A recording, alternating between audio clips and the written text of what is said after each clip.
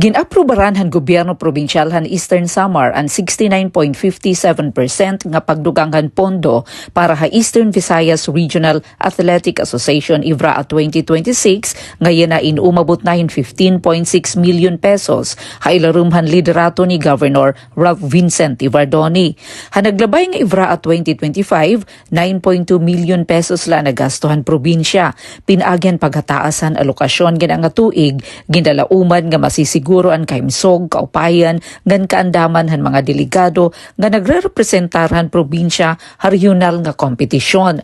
Ang pondo igin alutaga para han Eastern Samar Division nga magagamit para sapatos ngan uniforme han mga atleta ngan coaches, transportasyon pinaagihin van rentals, pagkaon han mga delegado ngan suporta han Health and Nutrition Unit, lakipan tumblers, hygiene kits, medisina, vitamina, ngan medical first aid kits.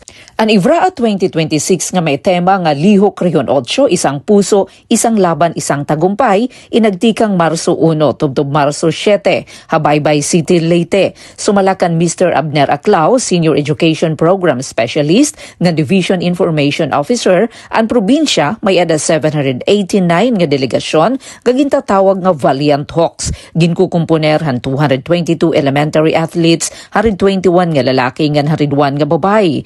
Ubod ang 44 nga coaches ngan chaperones nga may total nga 226. Ang secondary delegation may da 406 nga athletes, ubod ang era coaches ngan chaperones, samtang ang technical working group kitchen personnel, nurses nga division officials, amo ang nagkumpleto han bugos nga numero.